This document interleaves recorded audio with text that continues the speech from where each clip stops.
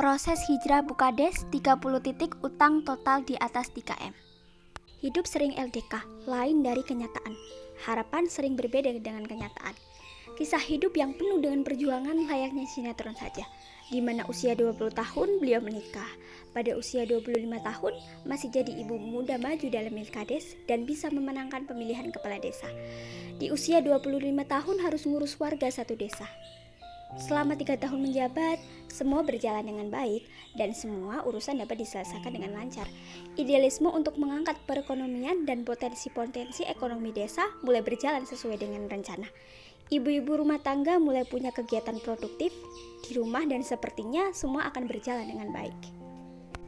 Allah Subhanahu wa taala berfirman dalam Al-Qur'an surat Al-Ankabut ayat 2-3. A'udzu billahi minasyaitonir rajim.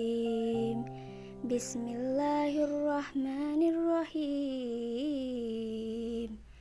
Ahasiban nasu ayyutraku ayyakulu amanna wa hum la yuftanun. Walaqad fatannal ladzina min qablihim fala ya'lamanna Allahu alladzina shadaqu wa la ya'lamanal kadhibin. Yang artinya, apakah manusia itu mengira bahwa mereka dibiarkan saja mengatakan kami telah beriman, sedang mereka tidak diuji lagi?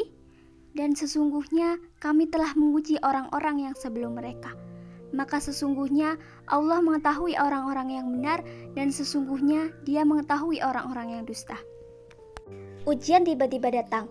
Beliau bangun rumah, uang material dibawa oleh teman dan akhirnya hanya sebatas fondasi tidak bisa selesai. Kerjasama dengan teman, uang miliar dibawa kabur dan ini mulai jadi titik awal keruwetan keuangan.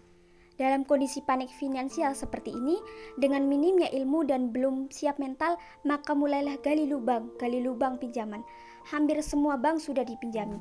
Jaminan milik sendiri sudah sekolah semua dan mulai pinjam jaminan milik saudara, paman, bude, serta sepupu. Bisa dibayangkan saat itu dalam usia sekitar 29 tahun harus ngurus utang yang begitu banyak. Masih harus ngurus administrasi desa, ngurus kepentingan warga termasuk semua warga curhat masalahnya ke beliau. Padahal beliau dalam kondisi panik finansial yang luar biasa. Akhirnya semua datang, utang macet semua. Sudah tidak ada jaminan lagi untuk gali lubang baru. Pilkades berikutnya beliau gagal.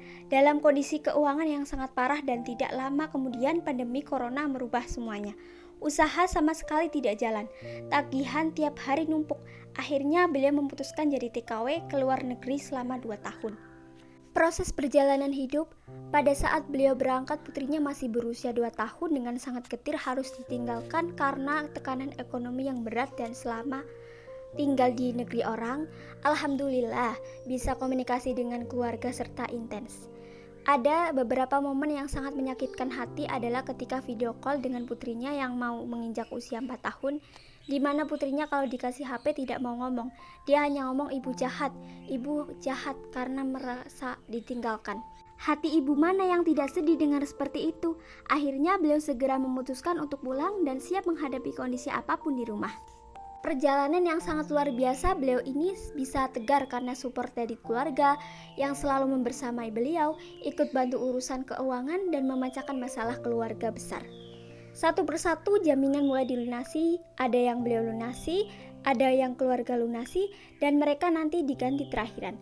Ada jaminan saudara yang kena lelang, negosiasi ditebus, ada yang digugat sederhana bank, proses hidup yang sangat lengkap.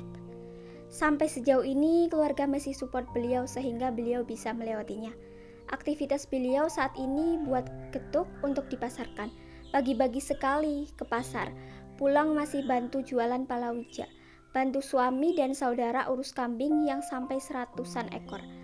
Alhamdulillah saat ini beliau sudah berproses untuk mulai lunas satu persatu jaminan yang ada di bank. Beliau sekarang sudah usaha jualan getuk, punya banyak kambing yang siap untuk dijual nembus sertifikat. Semoga beliau selalu diberi kesehatan, keikhlasan, keistiqomahan, dan segera dimampukan serta dipantaskan untuk lunas utang tanpa riba. Amin. Kunci beliau bisa melewati ini semua adalah support keluarga. Bagi yang keluarga belum sevisi, masih saling ribut, ayo segera ikuti agenda kebut Keluarga Bebas Utang di Purwokerto pada tanggal 23 sampai 24 Desember 2023. Semoga semua senantiasa di lapangan rezeki, dilancarkan urusan, diberi kesehatan dan rezeki yang berkah untuk segera lunas utang tanpa riba. Amin.